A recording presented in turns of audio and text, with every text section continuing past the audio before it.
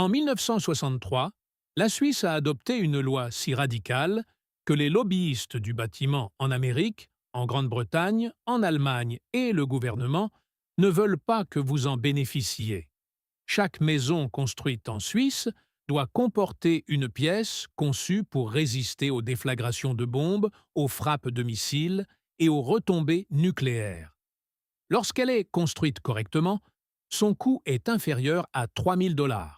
Le taux de survie lors d'une attaque directe dépasse les 90%. À la fin de cette vidéo, vous découvrirez pourquoi elle peut résister et comment en construire une vous-même. Laissez-moi vous montrer quelque chose qui ne devrait pas exister. Profondément enfouie sous une maison familiale suisse ordinaire dans le canton de Zurich, se trouve une pièce qui ressemble à n'importe quel autre espace de stockage en sous-sol. Des murs en béton, une porte lourde, quelques étagères remplies de conserves et d'eau en bouteille. Rien de remarquable jusqu'à ce que vous compreniez la nature réelle de ces murs. 40 cm de béton armé, conçu pour résister à une surpression d'explosion de 14,5 lab par pouce carré. C'est la force générée par une détonation nucléaire à 700 mètres de distance. L'ajout de cette pièce a coûté 2 800 francs suisses aux propriétaires lors de la construction, soit environ 3 000 $ américains au taux de change actuel. Et il existe 300 000 pièces exactement comme celle-ci, réparties à travers la Suisse, uniquement dans les maisons privées. Pas des bunkers gouvernementaux, pas des installations militaires, mais des maisons familiales, où les enfants font leurs devoirs et les parents regardent la télévision un étage au-dessus d'un espace conçu pour leur sauver la vie. L'Office fédéral de la protection de la population suisse tient des registres qui stupéfieraient quiconque les lirait. Il existe 8,6 millions de places protégées en Suisse. La population est de 7,5 millions d'habitants. La Suisse a atteint un taux de couverture de 114%. Chaque personne dans le pays, plus 14% supplémentaires, pourrait survivre sous terre. Aucune autre nation au monde n'en approche. La loi qui a rendu cela possible est entrée en vigueur le 1er janvier 1963. La loi fédérale sur la protection civile a déclaré que tout bâtiment de plus de 38 occupants devait comporter un abri adéquat ou verser une contribution à un fonds communal. Les maisons individuelles ont bénéficié de fortes incitations. Les immeubles d'appartements ont été soumis à des obligations. L'industrie de la construction a reçu des spécifications si précises qu'un entrepreneur à Genève pouvait construire selon des normes identiques à celles d'un entrepreneur à Zurich. En une seule génération, la Suisse est passée d'une nation à la protection civile éparse à la population civile la plus protégée de l'histoire de l'humanité. Voici la question qui m'a empêché de dormir lors de mes recherches pour cette vidéo. Si un pays neutre, sans menaces militaires actives, a construit le système de défense résidentielle le plus complet de la planète, pourquoi toutes les autres nations occidentales ont-elles ignoré cette ingénierie? 1961. Le mur de Berlin s'élève en août. Les essais nucléaires soviétiques reprennent après un moratoire de 3 ans. Le président Kennedy s'adresse au peuple américain et affirme que les abris anti-atomiques pourraient sauver des millions de vies. Son bureau de la protection civile propose 50 millions de places d'abri. Le Congrès alloue 207 millions de dollars pour lancer la construction. Puis, il se passe quelque chose d'étrange. En 1968, le programme d'abri n'existe plus que sur le papier. En 1974, même les programmes papier ont disparu. Ce n'était pas de l'incompétence, c'était de la doctrine. Les stratèges du Pentagone ont développé une théorie appelée « destruction mutuelle assurée ». Si les deux camps savent qu'une guerre nucléaire signifie une annihilation totale, aucun des deux ne la déclenchera. La population civile devient l'otage qui garantit la paix. Mais les abris compliquaient ce calcul. Des documents declassified en 1998 révèlent des débats internes au Pentagone, où les analystes reconnaissent que des programmes d'abri complets sauveraient des dizaines de millions de vies américaines. Ils ont pourtant recommandé de ne pas les construire. Des populations protégées pourraient donner l'impression qu'une guerre nucléaire est survivable. Or, les guerres survivables sont des guerres que l'on finit par mener. La doctrine exigeait des villes nues. Alors que les stratèges américains décidaient que leurs citoyens devaient rester exposés, l'industrie du bâtiment faisait ses propres calculs. L'Association américaine des constructeurs de maisons a envoyé des lobbyistes au Congrès en 1962. Leur argument était simple. Les obligations d'abri ajouteraient des coûts inutiles aux maisons américaines. Les chiffres réels racontaient une toute autre histoire. Un abri de style suisse ajoute environ 1,5% au coût total de construction. Sur une maison de 200 000 $, cela représente 3 000 $. L'industrie a décrété que 3 000 $ de protection, c'était trop cher. Pendant ce temps, l'industrie suisse du bâtiment a adopté cette obligation. Les entrepreneurs ont développé une expertise spécialisée. Les fournisseurs de béton ont créé des mélanges spécifiques. Les fabricants de portes ont conçu des portes blindées standardisées. L'abri suisse est devenu un avantage concurrentiel. L'écart de connaissances entre la Suisse et le reste du monde occidental n'est pas dû au hasard. Les programmes scolaires de protection civile américaine ont disparu après 1983. On a fait passer pour absurde le savoir technique qui pourrait sauver des millions de vies. Une génération entière a grandi en croyant que se protéger était impossible. Cette croyance a été fabriquée. Mais voici ce que les fabricants de l'impuissance ne veulent pas que vous compreniez. Les Suisses ont perfectionné une science de la construction si simple qu'un propriétaire ayant des bases en bricolage peut la mettre en œuvre. La directive technique suisse TWP 1984 spécifie 5 éléments essentiels pour la protection résidentielle contre les explosions. L'élément 1 concerne les murs. Utilisez du béton armé d'une épaisseur minimale de 40 cm. Le béton doit atteindre une résistance à la compression de 4000 libs par pouce carré. Les armatures numéro 4 sont espacées de 15 cm tant à l'horizontale qu'à la verticale, et sur les deux faces, intérieure et extérieure. Le détail critique est la continuité dans les angles. 90% des ruptures lors d'explosions se produisent aux discontinuités d'angles.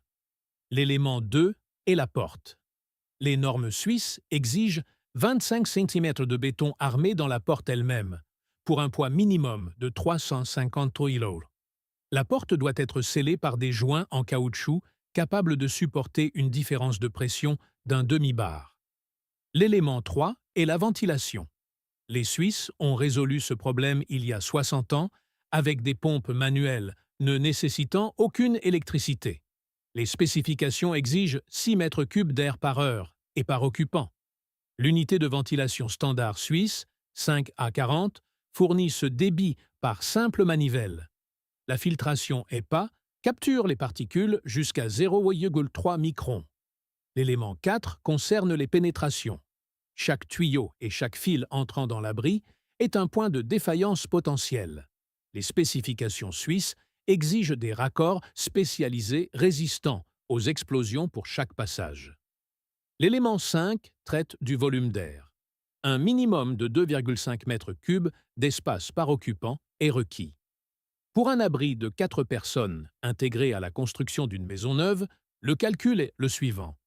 Le béton et l'armature pour les murs et le plafond reviennent à 800 $. Une porte blindée avec son cadre coûte 1 600 $. Le système de ventilation coûte 470 $. Les joints, la quincaillerie et les raccords de pénétration coûtent 130 $. Le coût total des matériaux s'élève à 3 000 $. Les coûts de main-d'œuvre, lorsque l'abri est coulé en même temps que les fondations, sont minimes. C'est ainsi que la Suisse obtient une protection à 3 000 $. L'intégration plutôt que l'ajout. L'ingénierie fonctionne. Elle a toujours fonctionné. La seule variable est la décision de construire. David Chan est un ingénieur en structure à Austin, au Texas, qui a décidé en 2021 d'ajouter un abri aux spécifications suisses à sa maison neuve. Il avait les compétences, les plans techniques et l'argent. Mais il n'avait pas de catégorie de permis. Le Code international de la construction résidentielle ne contient aucune disposition pour les pièces résidentielles résistantes aux explosions. David a passé 4 mois en révision de permis. Il a engagé un avocat. Il a payé 9 000 $ en expertise technique pour une conception que les entrepreneurs suisses approuvent quotidiennement. Voici ce qu'ils ne veulent pas que vous sachiez. Des voies juridiques existent pour franchir chaque barrière. La classification d'abri anti-tempête est la voie la plus accessible. Les publications FEMA P320 et P361 établissent des normes fédérales pour les abris résidentiels contre les tornades et les ouragans. Ces normes exigent une résistance au vent de 250 mm/ph et une protection contre les débris volants. Le chevauchement technique avec la résistance aux explosions est considérable. Un abri anti-tempête correctement construit avec des matériaux de qualité suisse offre une protection contre les explosions significatives tout en s'inscrivant dans une catégorie de permis existante. Vous demandez un permis d'abri anti-tempête. Vous spécifiez des matériaux conformes aux normes FEMA. Vous construisez selon les spécifications suisses qui dépassent les exigences de la FEMA. L'inspecteur valide un abri anti-tempête. Vous avez construit une protection contre les explosions.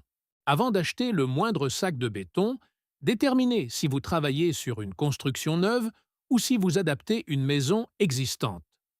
La construction neuve permet d'intégrer l'abri lors du coulage des fondations. Adapter un sous-sol existant nécessite une excavation et une reprise en sous-œuvre, ce qui multiplie les coûts par 3 ou 5. Déterminez la taille de votre abri sur la base de 2,5 m3 de volume d'air par occupant. Pour une famille de 4 personnes, un abri pratique mesure entre 12 et 14 m² au sol.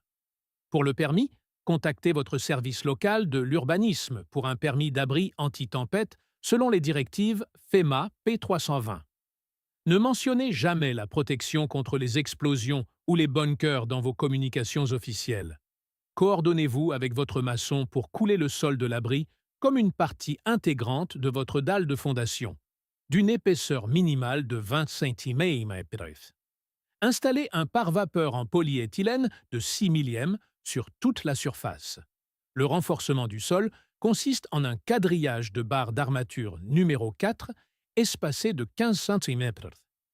Au périmètre, installez des attentes verticales dépassant de 60 cm avec des coudes en L pour éviter l'arrachement. Commandez du béton d'une résistance minimale de 4000 lalatros par pouce carré. Coulez en une seule fois, vibrez soigneusement et tirez à la règle. Le sol doit sécher pendant 7 jours avant de poser le coffrage des murs. Les murs sont l'élément le plus laborieux. Vous construisez des parois de 40 cm en béton armé sur les deux faces. Commencez par installer votre cage d'armature extérieure. Barre 4, espacement 15 cm, verticale et horizontale. Chaque intersection doit être ligaturée. Le détail crucial est la continuité des angles.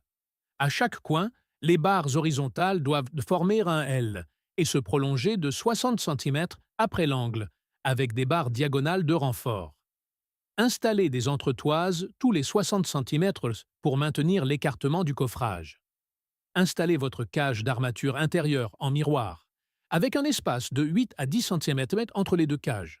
Réalisez le coffrage en contreplaqué de 19 mm, renforcé par des chevrons de 5 bits 5 cm. Coulez les murs par tranche verticale de 60 cm maximum, en vibrant après chaque passe. Le plafond exige une ingénierie précise. Installez un étaiement avec des étais en acier tous les 90 cm, posez un plateau en contreplaqué bien de niveau. Installez un quadrillage d'armature tous les 15 cm dans la partie inférieure de la dalle.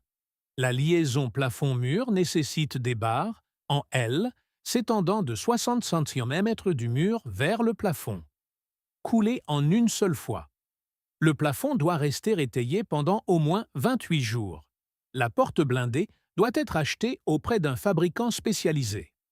Les Suisses Ander et Lucon exportent vers les États-Unis. Délai de 3 à 6 mois. Les Américains Fortified Estate et US Safe Room produisent des modèles équivalents. Lors de la construction des murs, laissez une réservation correspondant exactement aux cotes du fabricant et installez le cadre avant le coulage. Installez l'unité de ventilation manuelle suisse VA40 sur le mur intérieur, reliée à une prise d'air équipée d'une valve antidéflagration à fermeture automatique. Placez la prise d'air extérieure à au moins 1 mètre au-dessus du sol. Installez un filtre EPA suivi d'un filtre à charbon actif en sortie. Limitez les pénétrations dans l'enveloppe de l'abri.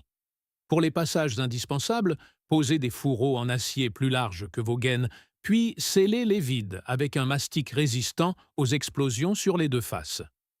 Installez un éclairage sur batterie plutôt que de dépendre du secteur. Approvisionnez l'abri pour 14 jours par occupant. 3 L d'eau par personne. Et par jour, nourriture non périssable, médicaments, radio à manivelle, nécessaires sanitaires et dosimètre.